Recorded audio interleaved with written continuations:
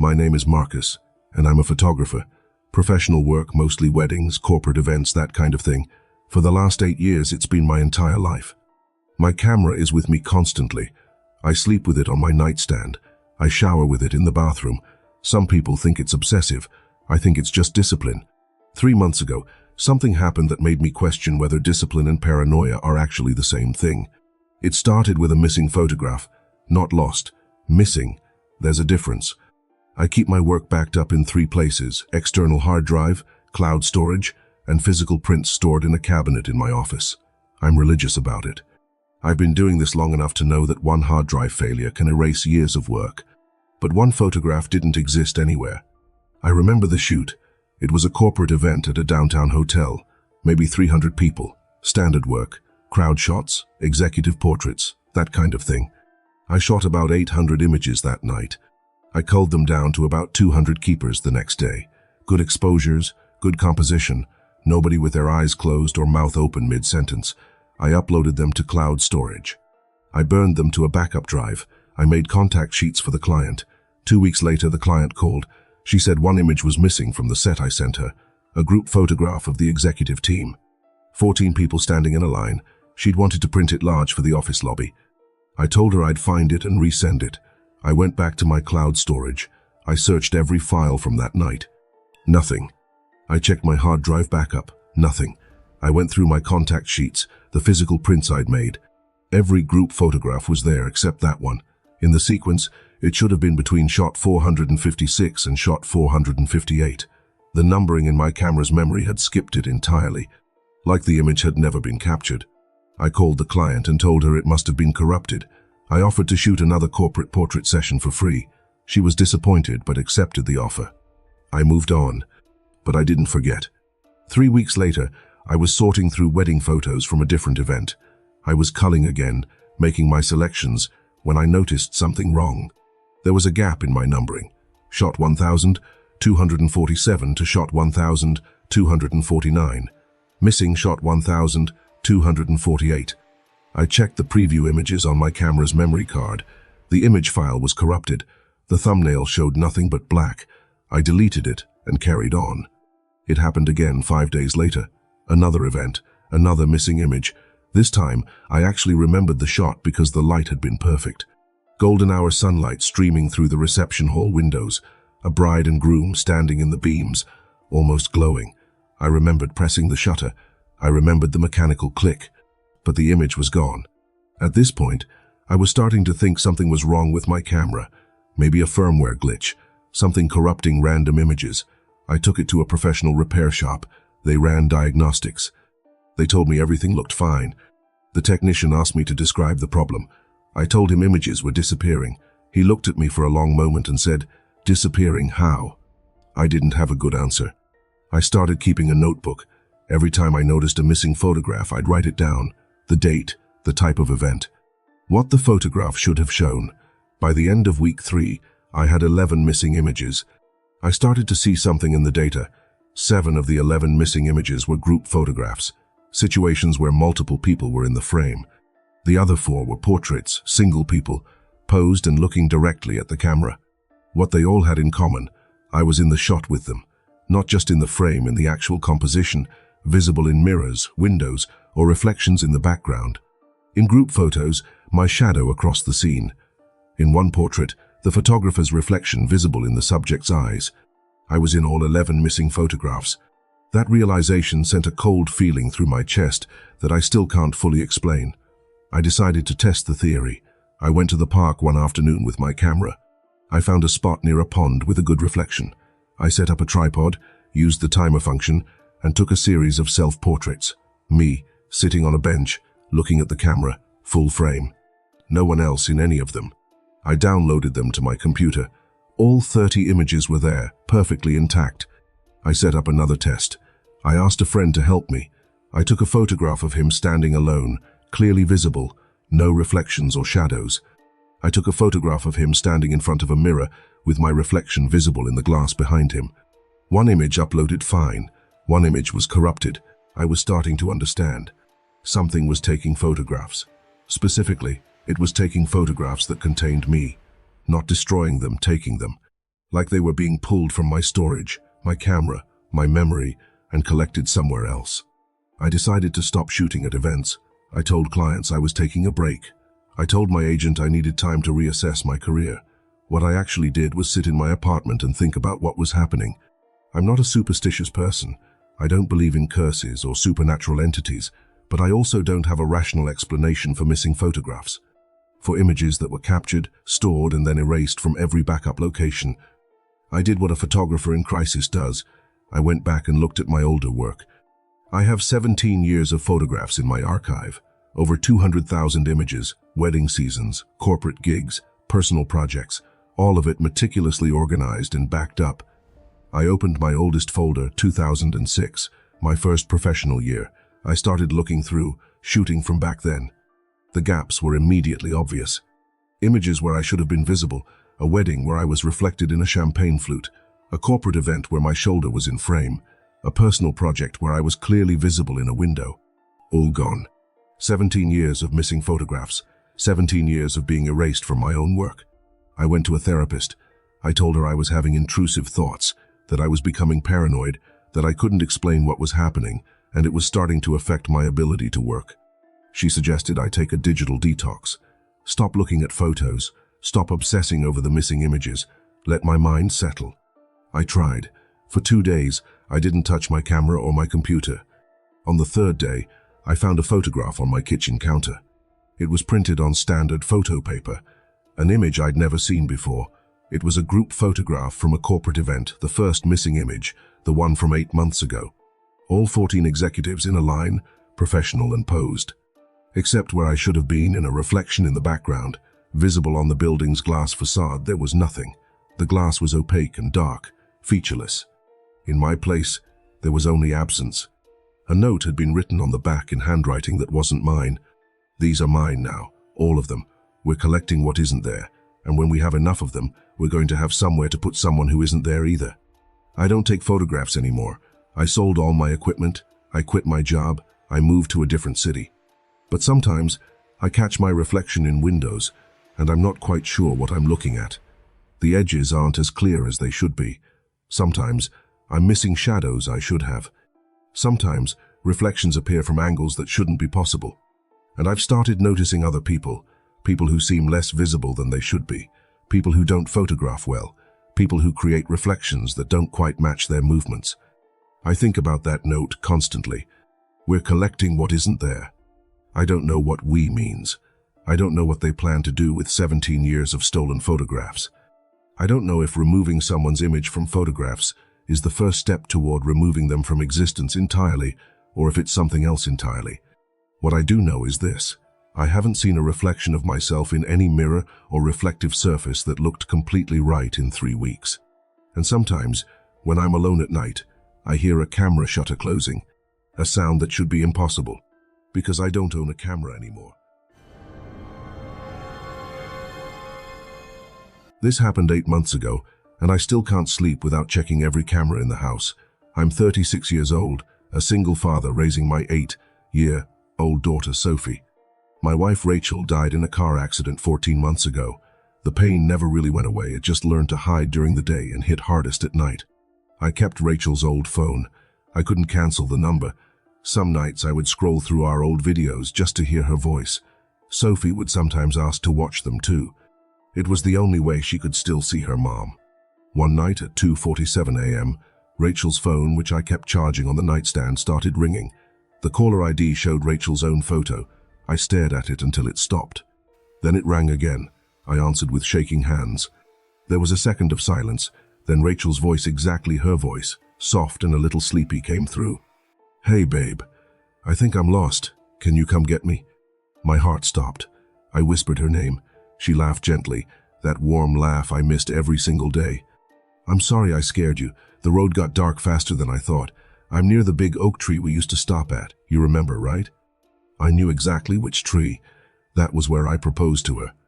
I told her I was coming. I threw on clothes, grabbed my keys, and drove to the old spot in the middle of the night while still on the phone with her. She kept talking softly, telling me she loved me, that Sophie needed her, that everything would be okay if I just came and got her. When I reached the location, the call dropped. No signal. I got out with my flashlight and started searching, calling her name into the darkness. After 20 minutes of panic, the phone rang again. Her voice was weaker now. "I'm cold. I think I fell. My head hurts really bad. Please hurry, babe." I ran deeper into the woods, tears freezing on my face. I reached our oak tree. No one was there. The ground was untouched. No footprints, no sign of anyone. I stood there sobbing when the phone rang one last time. This time the voice was different, still hers, but distant and hollow. "Thank you for coming. I was so scared, but I'm not alone anymore." The line went dead. I drove home broken. When I walked into the apartment, Rachel's phone was still on the nightstand, battery full, no missed calls in the log. I canceled the line the next day. I deleted everything. I thought it was over. But 2 weeks later, at 2:47 a.m., my own phone started ringing. The caller ID showed Rachel's old number, even though the line was disconnected. I answered. Her voice came through, calm and loving. "Hey, babe, Sophie keeps asking about you. When are you coming home?" Sophie was asleep in the next room. The calls continued. Sometimes she would describe what Sophie was wearing that day. Sometimes she would mention things Sophie had only told her mother in private prayers. One night she whispered, "Sophie said the shadow man is back. She's scared to sleep alone again." I had never told anyone about the shadow man. That was a private thing between me and Sophie since she was 4. The final twist came on a night I'll never forget. I was lying in bed when my phone rang at 2:47 a.m. I answered without thinking. Rachel's voice said, "I'm in the house right now. Come to Sophie's room. I want to show you something." I ran to Sophie's room. She was fast asleep, but on the wall above her bed, written in red crayon in Rachel's handwriting, it said, "You took too long." I looked at my phone. The call was still connected. Rachel's voice whispered, "I'm not in the phone anymore, babe. I'm standing right behind you." I turned around slowly. There was nothing there. But when I looked back at Sophie's bed, she was gone. Her blanket was still warm. The window was locked from the inside. The only thing left was her favorite stuffed bear sitting in the middle of the bed, holding a note written in red crayon. "Daddy, Mommy says we can all be together now. She's waiting for you in the car." I ran outside. My car was in the driveway, engine running, headlights on. Through the windshield I could see 2 figures in the front seats, a woman with long dark hair and a little girl in pink pajamas. They both turned and looked at me. They both smiled with my wife's and my daughter's smiles. The car started driving away by itself. I chased it, screaming down the street until it disappeared into the darkness. Sophie has been missing for 8 months now. Every night at 2:47 a.m., my phone rings. I still answer it sometimes. I teach high school English, sophomore and junior level classes. I've been teaching for 12 years. I know what teenagers look like, how they behave, how they think. They're not mysterious to me. They're predictable in the way teenagers are dramatic, creative, sometimes cruel, mostly just trying to figure out who they are. So when I saw the girl in my class, I immediately knew something was wrong. She wasn't there at the beginning of the year. I start every semester knowing every student's name before they walk through the door. I have a system. The roster, printed out, studied before the first day. I know who I'm teaching before they ever sit down. This girl wasn't on any roster, but she was in my 3rd period English class, sitting in the back row, exactly where she would need to be to avoid attention. And none of my other students seemed to notice she didn't belong. I assumed she was a transfer, a late registration, paperwork not processed yet. I asked attendance about her. Attendance had no record. I asked administration. They had no record either. I described her blonde hair, pale complexion, always wearing the same grey hoodie, always sitting in the same seat, always staring at me with an expression I couldn't quite read. Administration said they'd look into it. They called back 2 hours later and said there was no unregistered student in my class. They suggested I might be misremembering the roster. I knew I wasn't misremembering, but she was still there. Every day. Same seat, same grey hoodie, same expression. I tried to make eye contact with her, to ask her name directly, but every time I looked at her, she looked away. Not suddenly, slowly, like she was making a decision to stop being seen. I started paying attention to what she did during lessons. She didn't take notes, she didn't raise her hand, she didn't participate, she just sat and watched. And the way she watched, it wasn't the way students watch, it was the way something studies. 3 weeks into the semester, I found a notebook in the classroom. left under a desk. I opened it, assuming it belonged to one of my students, thinking I'd identify whose it was from the name inside. It was full of handwriting, page after page of careful, precise handwriting, and every page was the same text, repeated over and over. It was my teaching notes, word for word. Every lecture I'd given in the past 3 weeks, every example I'd used, every joke I'd made, every tangent I'd gone on about a book or a theme or a character analysis, all of it reproduced exactly. But there was something wrong with the reproduction. The handwriting was slightly off. The pressure of the pen was inconsistent. It was like someone had watched me speak those words and then written them down from memory, and the memory was almost perfect, but not quite. Like a person trying to learn how to be human by observing a human, but missing crucial details. I started looking at the girl differently. I started looking at her face, really looking. She was too still. Not the stillness of someone focusing, the stillness of something that had learned how to look like it was focusing. Her eyes didn't blink with the right rhythm. Her head didn't turn the way a human head should. Her breathing, I couldn't see her breathing. But the worst part was her smile. I only ever saw it for a fraction of a second, a moment when she thought I wasn't looking, a smile that was too wide, a smile that showed too many teeth, a smile that didn't reach her eyes because her eyes weren't moving the way eyes should move. It was the smile of something pretending. I started documenting her. I took photographs. I recorded the time she appeared. I wrote down exactly what she was wearing, what she was doing, how she was sitting. The photographs were all wrong. When I looked at them, the girl was either completely blurred, completely out of focus, or entirely absent from the image. Even though I'd watched her sit still, watched her not move, the photographs made it look like she was moving so fast she couldn't be captured. I showed one photograph to my wife. I asked what she thought was wrong with the image. She said, "Why are you asking me? It's just an empty classroom." I asked her what she meant. I described the girl, the blonde hair, the gray hoodie, the pale face. My wife looked at me the way you look at someone who said something crazy. She said no one was in the photograph. The seat where the girl sits is completely empty. I started checking my yearbooks from previous years, wondering if maybe I was somehow recognizing a student I'd taught before. But that didn't make sense. The girl wasn't a repeat student. She wasn't anyone I'd ever taught. But I kept getting the feeling that I'd seen her before. One day I found a note on my desk. It was written in that same careful handwriting I'd seen in the notebook. It said, "I'm learning how to be you. I watch. I write down everything. I practice your voice. I practice your smile. I'm almost good enough. Soon, I will be able to sit where you sit, and you can sit in the back, and you can watch, and you can practice too." I called security. I called the police. I said there was a person in my classroom who wasn't enrolled, who was writing threatening notes, who was clearly experiencing some kind of mental break. The police came. I showed them the note. I showed them where she sits. I pointed to the empty desk and said, "She's right there." The officer looked at the desk. He looked at me. He said there was no one there. I've looked through 17 years of student records. I've found 43 faces, all different, all from different years that have that same expression, that same smile, that same wrong way of moving, in every yearbook, in every class period. Watching, learning, practicing. I've started to notice changes in myself, small things at first. I'd catch myself smiling without remembering deciding to smile. I'd hear myself speaking words I didn't remember planning to say. I'd look in the mirror, and for just a moment, I'd see a face that wasn't quite my own, a face that was learning. I quit my job. I moved to a different town. I stopped teaching. But I still see them, in crowds, in waiting rooms, in the backs of coffee shops, in classrooms visible through windows as I drive past schools. Always watching, always that same expression.